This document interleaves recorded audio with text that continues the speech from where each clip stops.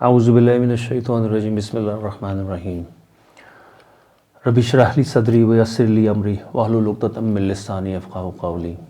آج کی ہماری ویڈیو ہے حضرت ذوالقرنین کے ٹاپک کے اوپر، اور وہ حضرت ذوالقرنین کے ٹاپک سے پہلے ہم کچھ چیزیں ایکسپلین کریں گے جو کہ ان سے ریلیٹڈ ہے، جن کو ایکسپلین کرنا بہت ضروری ہے، جن کو ایکسپلین کیے بغیر حضرت ذوالقرنین کا جو واقعہ ہے جو سورہ کہف میں ہے، 18 نمبر کی صورت ہے قرآن میں، اس کو ایکسپلین نہیں کیا جا سکتا جب تک ہم ان فیکٹس کو ہم نہیں سمجھیں گے۔ اس سے پہلے ہم ٹاپک کی طرف بات شروع کروں، میں اس میں کچھ باتیں ویڈیو سے پہلے یہ کرنا چاہوں گا کہ آج سے تقریباً 3 سال پہلے محمد علی بھائی سے میری ملاقات ہوتی ہے۔ انہوں نے یہ کانسیپٹ مجھے کلیئر کیا، جو میرے بہت سے ان آنسرڈ کوشچن تھے جو میرے دماغ میں، جو میری ریسرچ کے مطابق یاجوج ماجوج کو لے کے، حضرت ذوالقرنین کو لے کے، وہ بہت سی چیزیں جو سمجھ نہیں آ رہی تھی، انہوں نے یہ گتھی اس طرح سلجھائی جب انہوں نے مجھے یہ بتایا کہ یہ جو یاجوج ماجوج ہیں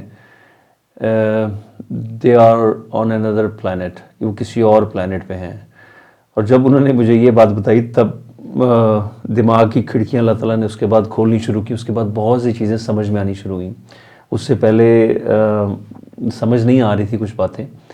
اس کے بعد پھر میں نے اپنی ریسرچ تھی اس کو تھوڑا سا دائرہ کار کو مزید وسیع کیا اور اس کو سائنٹیفک کیا، اور جو فزکس ہے اس کو انوالو کیا اپنی ریسرچ کے اندر، اور اسپیشلی بہت ہیلپ ملی مجھے کچھ ایسے لوگوں سے جو فزکس کا علم رکھتے تھے، جو پی ایچ ڈی تھے اس فیلڈ کے۔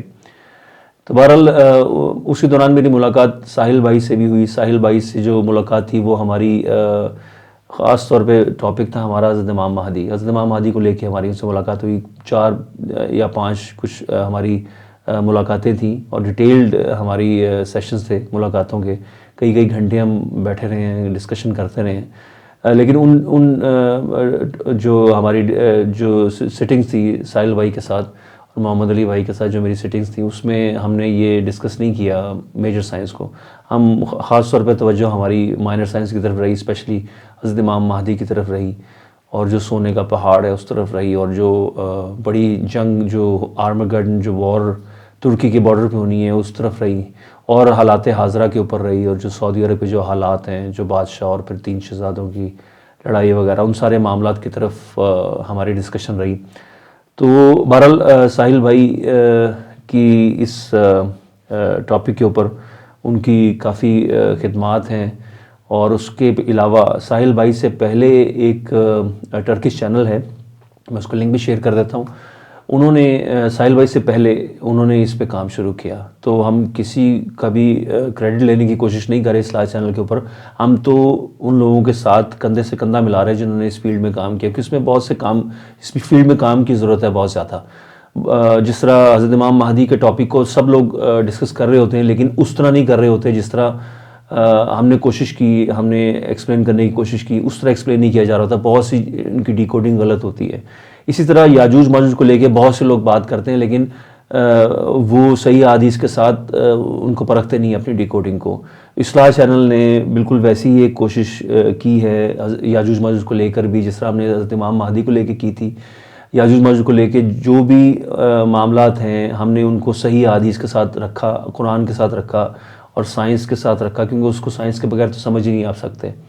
وہ میں آگے چل کے ایکسپلین کروں گا ساری چیزیں، لیکن یہ ان شارٹ میں یہ چیز یہاں سمجھانا چاہ رہا ہوں کہ ساحل بھائی نے یہ ویڈیوز بنائی ان کے اوپر 2018 اور 19 ون آف دوز ایئرس۔ اس کے علاوہ یہ جو ٹرکی چینل ہے، انہوں نے 2016 میں انہوں نے یہ ویڈیو اپلوڈ کی تھی، انہوں نے بھی تقریباً سیم باتیں جو ساحل بھائی نے کی تھیں وہی ایگزیکٹلی سیم باتیں انہوں نے بھی کی، اور انہوں نے اپنے ایک آرٹیکل کا بھی حوالہ دیا۔ اس میں وہ آرٹیکل تھا www.therisingmoon.org/ذوالقرنین اسپیس ٹریول۔ تو یہ اس ویب سائٹ کا نام ہے، اس میں ہم اس کا لنک بھی دے رہے ہیں، آپ اس کو مزید پڑھ سکتے ہیں اس آرٹیکل کو، اس میں جو انفارمیشن ہے وہ دیکھ سکتے ہیں۔ ہم تو اس میں مزید اپنی ایفرٹ ایڈ کر رہے ہیں اس ٹاپک میں۔ تو بہرحال ہم اپنے ٹاپک کا آغاز کرتے ہیں۔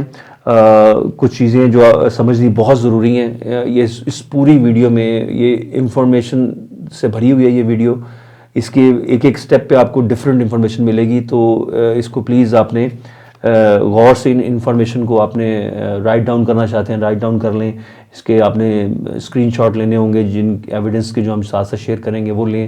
اس ایفرٹ میں آپ لوگ بھی اپنا حصہ ڈالیں اور آپ لوگ بھی اس کو پیغام کو آگے پہنچائیں. پر اللہ ہم اسٹارٹ کرتے ہیں سورۃ طلاق آیت نمبر 12 سے، جس میں اللہ تعالیٰ نے یہ کلیئرٹی میں ہمیں یہ سمجھایا ہے، اور یہ قرآن کی جو آیت ہے یہ دلیل رکھتی ہے اس بات پر کہ جب بھی اللہ تعالیٰ نے السماوات والارض کا ورڈ یوز کیا ہے، اس کا مطلب ہے 7 آسمان 7 زمین. 7 آسمان اور زمین یہ ایک جوڑا ہے آسمان اور زمین کا، یہ مطلب اس کا ایک کائنات ہے. اب جس طرح ہمارا ایک یونیورس ہے، اس کے اندر آسمان ہے اور زمین ہے، یہ ہمارا ایک جوڑا اللہ تعالیٰ نے اس کائنات کے اندر رکھا ہے. اسی طرح یہ 7 جوڑے اللہ نے بنائے ہیں آسمان اور زمین کے، اور زمینیں ایسی جن میں مخلوق ہے. تبھی اس کی مثال اللہ تعالیٰ نے ہماری زمین کے ساتھ رکھی ہے. 7 آسمان اور 7 زمینیں. اب ہماری زمین انہی 7 میں سے ایک ہے. ہماری زمین میں جو مخلوق ہے، جو آبادیاں ہیں، جو معاملات ہیں، وہ باقی 6 میں بھی ویسا ہی ہے.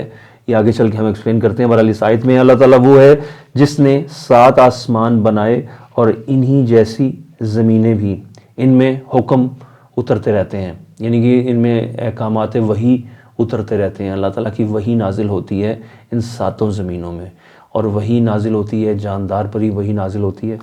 اور آگے چل کے ہم اس میں تفسیر میں پڑھتے ہیں. تفسیر ابن کثیر میں ابن کثیر کی تفسیر یہ غالباً آپ دیکھ لیں گے، میں اس کے ساتھ کے چلاتا جاؤں گا. جن علماء کے جن تفاسیر کے میں ریفرنس دوں گا، وہ ساتھ ساتھ ان کی بھی انفارمیشن ساتھ دیتا رہوں گا. تفسیر ابن کثیر کی ریفرنس آپ کے سامنے آ رہا ہے. یہ انہوں نے بڑا کام کیا ہے قرآن کی تفسیر کو لکھنے میں، اور انہوں نے بہت سے اقوال اکٹھے کیے ہیں. ان کی خوبی یہ ہوتی تھی کہ سارے اقوال لے آتے تھے اور اس میں اپنی پھر اس میں رائے دیتے تھے کہ ان کے خیال سے کیا درست ہے اور کیا درست نہیں ہے. تو لیکن یہ لے سب رائے آتے تھے اور ساری انفارمیشن سامنے رکھ دیتے تھے، جس کی وجہ سے بہت سی چیزیں محفوظ ہو گئی ہیں. ان کی ایک بہت بڑی ایفرٹ ہے. میں اس میں یہ چیز ایکسپلین کرنا چاہ رہا ہوں. اس میں لکھا ہوا ہے اس کی تفسیر میں، سورۃ طلاق کی آیت نمبر 12 کی تفسیر ابن کثیر میں آپ اس کو دیکھیں گے. اس میں لکھا ہوا ہے، اس میں کلیئرٹی میں 7 یونیورس کے کانسیپٹ کو بیان کیا ہوا. اور اس میں حضرت عبداللہ بن عباس رضی اللہ عنہ، حضرت عبداللہ بن عباس رضی اللہ عنہ وہ صحابی ہیں اور رسول اللہ صلی اللہ علیہ وسلم کے یہ چچا کے بیٹے بھی ہیں، اور ان کے لیے ایک اسپیشل دعا فرمائی.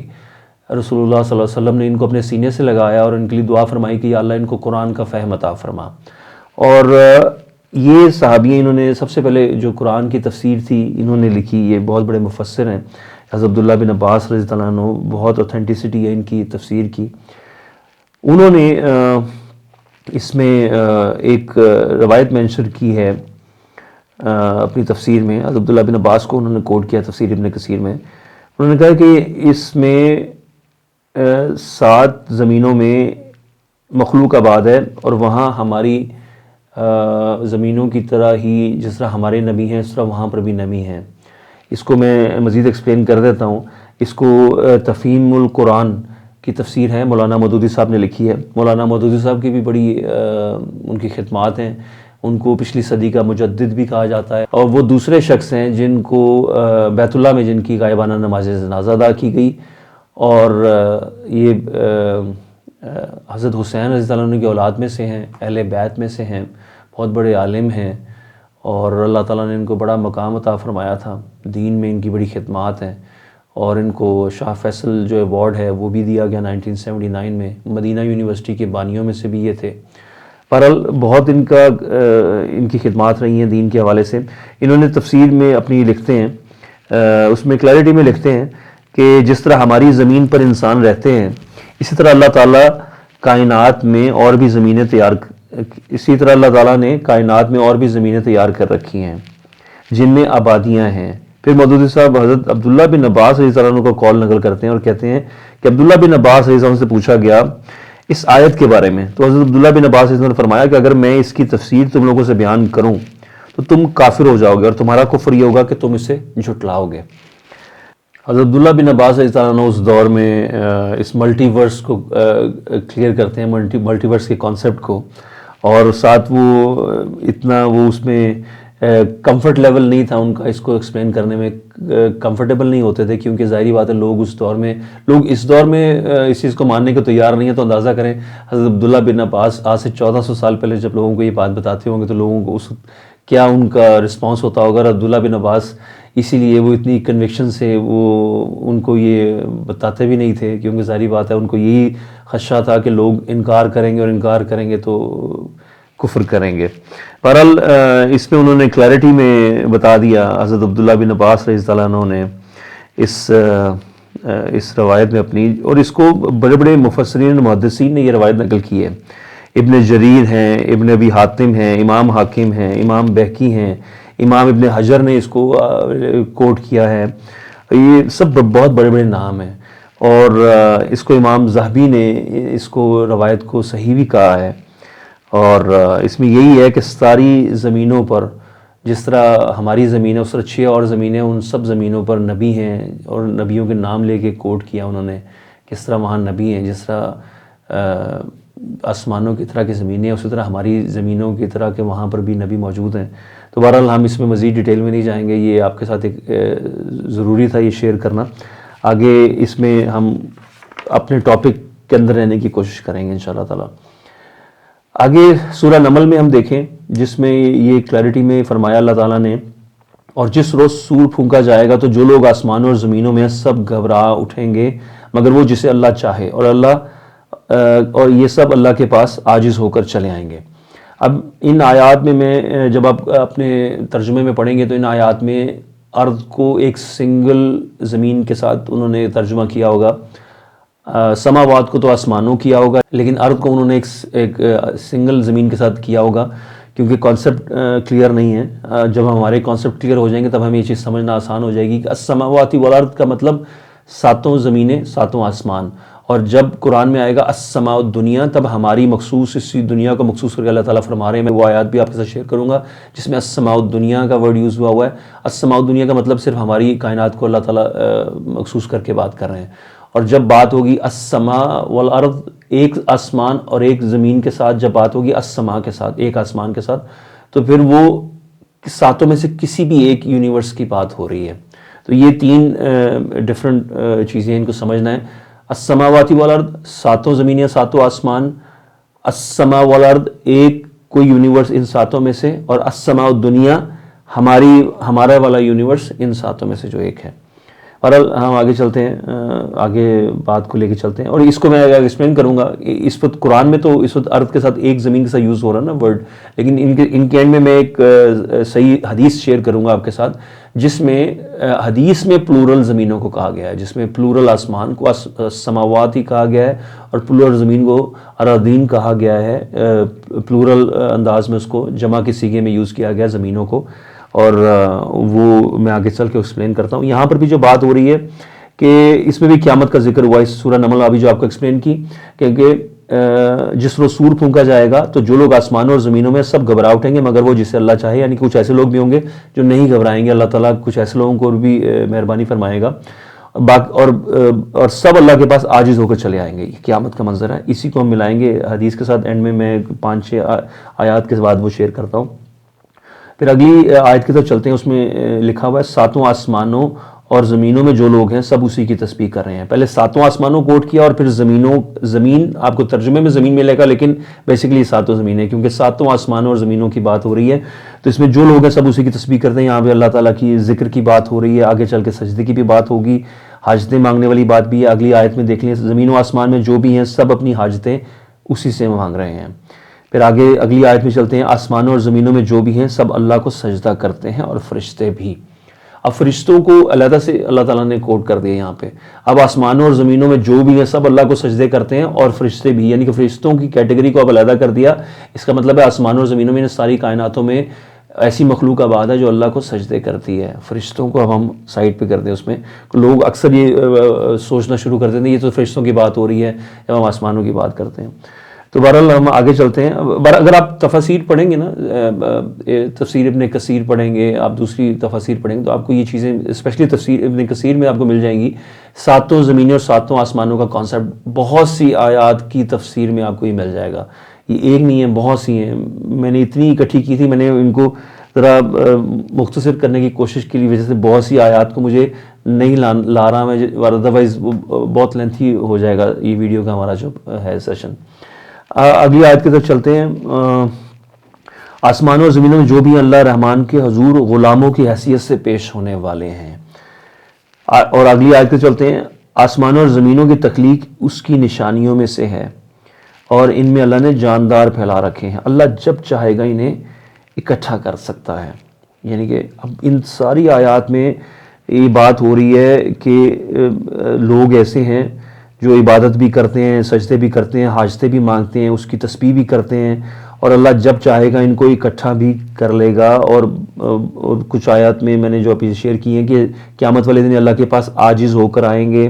اور ایک اور آیت آپ سے شیئر کی سورہ مریم کی کہ غلاموں کی حیثیت سے پیش ہونے والے ہیں. اور یہاں پر بات ہو رہی ہے کہ اللہ جب چاہے گا انہیں اکٹھا کر سکتا ہے. ابھی آپ یہ سمجھ لیجیے کہ آسمانوں اور زمینوں کی تخلیق اس کی نشانیوں میں سے ان میں جاندار اللہ نے پھیلا رکھے ہیں.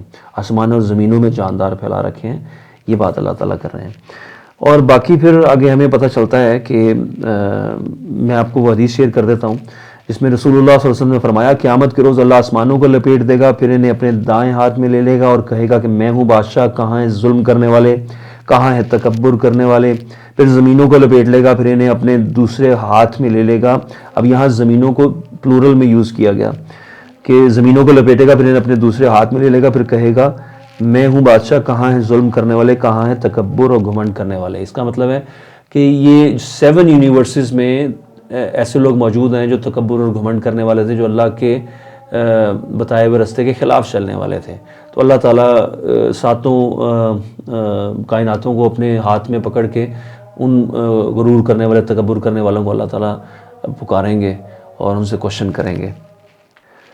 اب ہم آتے ہیں آسمانی راستوں کی طرف, ان آیات کی طرف جس میں بڑی کلیئرٹی میں وضاحت سے اللہ تعالیٰ نے یہ بیان فرما دیا ہے کہ آسمانوں میں راستے موجود ہیں. آیت کا مفہوم ہے ہم نے تمہارے اوپر 7 راستے بنائے ہیں اور ہم اپنی مخلوق سے غافل نہیں ہیں. ہماری کائنات کا جو ایک راستہ ہے دوسری کائنات پہ جانے کے لیے, اس کے علاوہ 6 اور ہیں, تو یہ ٹوٹل ملا کے 7 راستے ہیں جو ایک یونیورس کو دوسرے یونیورس سے ملاتے ہیں. جیسے ہم سڑکیں ایک شہر کو دوسرے شہر سے ملاتی ہیں, اسی طرح یہ راستے ہیں, آسمانی راستے ہیں جو ایک کائنات کو دوسری کائنات سے ملاتے ہیں, 7 یونیورسز کو آپس میں ملاتے ہیں. اس میں اللہ تعالیٰ کلیئرٹی میں فرما رہے ہیں کہ ہم اپنی مخلوق سے غافل نہیں ہیں. اس کا مطلب ہے 7 آسمانوں میں مخلوق اللہ کی یہ بات ہے. اب ہم آگے چلتے ہیں. میں آگے انشاءاللہ تعالیٰ ایکسپلین کروں گا. بہت سے آپ کے سوالوں کے جواب اسی ویڈیو کے اندر ہیں, تو ذرا تھوڑا سا پیشنس کے ساتھ اگر آپ رہیں گے تو بہت سی چیزوں کے آپ کو کوشچن کے آپ کے جو جواب ہیں نا وہ سوالوں کے مل جائیں گے انشاءاللہ تعالیٰ. اگلی آیت کی چلتے ہیں. اللہ تعالیٰ فرماتے ہیں قسم ہے راہوں والے آسمان کی. پھر وہی بات ہو رہی ہے, آسمانوں میں راستے ہیں, ان کی اللہ تعالیٰ قسم کھا رہے ہیں. پھر آگے چلتے ہیں اگلی آیت کی طرف. اس میں اللہ تعالیٰ فرما رہے ہیں اس اللہ کی طرف جو سیڑھیوں والا ہے, جس کی طرف فرشتے اور روح چڑھتے ہیں. اب یہ سورۃ المعارج ہے. معارج کا مطلب ہی ہے اوپر چڑھنے والے راستے. سمجھ بڑی کلیئرٹی میں آ جاتی ہے. سورت کا نام ہی ہے آسمانی راستوں کے اوپر اللہ تعالیٰ نے سورت بنائی ہے. اس اللہ کی طرف جو سیڑھیوں والا ہے, جس کی طرف فرشتے اور روح چڑھتے ہیں.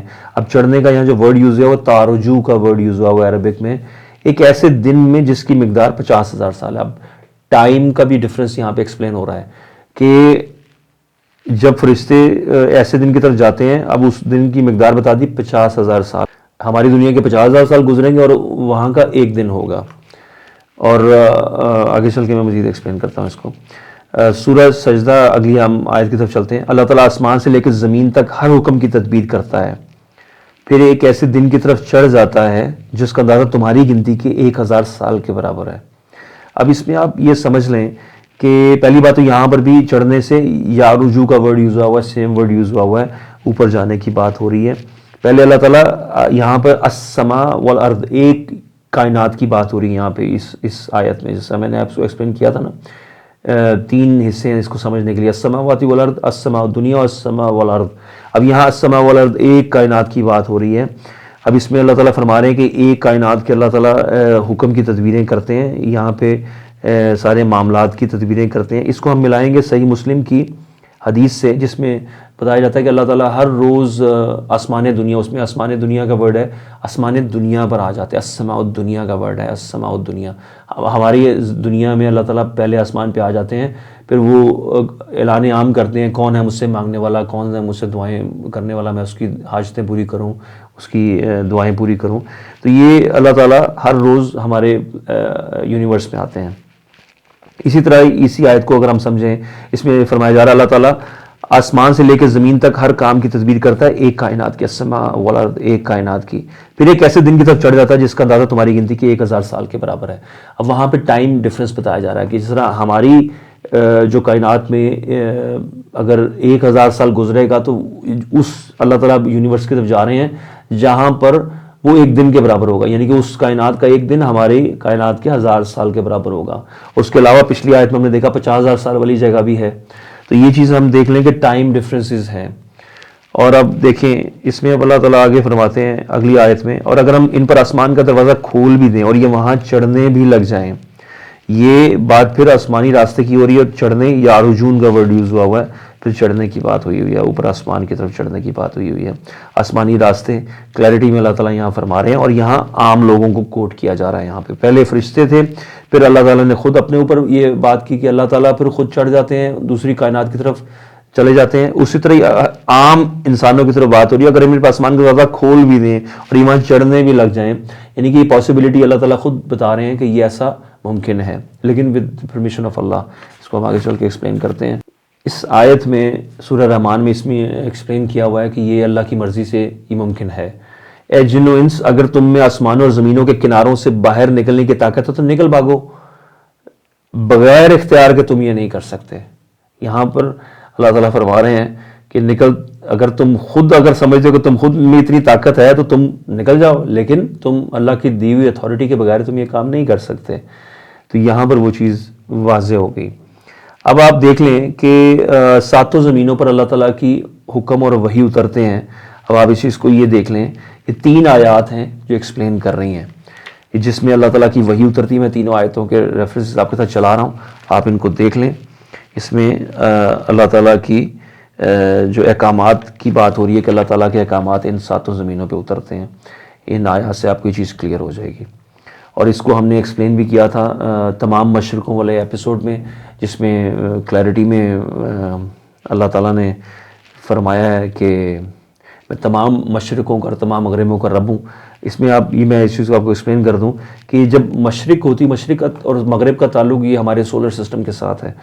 تو جب یہ بات ہو رہی ہے جس میں آپ کو ایکسپلین کر دوں، یہ سورہ نوح کی آیت نمبر 15 اور 16، کیا تم نے نہیں دیکھا کہ اللہ تعالیٰ نے 7 آسمان کیسے اوپر تلے بنائے ہیں اور ان میں چاند کو نور اور سورج کو چراغ بنایا ہے. یعنی کہ 7 یونیورسز کی بات ہو رہی ہے، اور یہ بتایا جا رہا ہے کہ each one of them have moon and sun, یعنی کہ ان میں اللہ نے چاند بھی رکھے، ان میں اللہ نے سورج بھی رکھے ہیں. تو یہ 7 یونیورسز کی بات ہوگی، جس کا مطلب ہے کہ وہاں سولر سسٹم بھی ہیں، اور وہاں سولر سسٹم ہے تو ظاہری بات ہے کہ وہاں ایسٹ اینڈ ویسٹ کا کانسیپٹ بھی ہے. اسی لیے اللہ تعالیٰ نے جب یہ فرمایا سورۃ المعارج، یہ بھی سورۃ المعارج ہی ہے، آسمانی راستوں والی سورت، اس میں اللہ تعالیٰ فرما رہے ہیں، قسم کھا کے فرما رہے ہیں، اپنے رب ہونے کی قسم کھا کے فرما رہے ہیں کہ مشرق اور مغربوں کے رب ہونے کی قسم کھا رہے ہیں اللہ تعالیٰ. پھر فرما رہے ہیں کہ اللہ اس پہ قادر ہے کہ ان کی جگہ ان سے بہتر لوگ لے آئیں، اور کوئی اللہ سے بازی لے جانے والا نہیں ہے.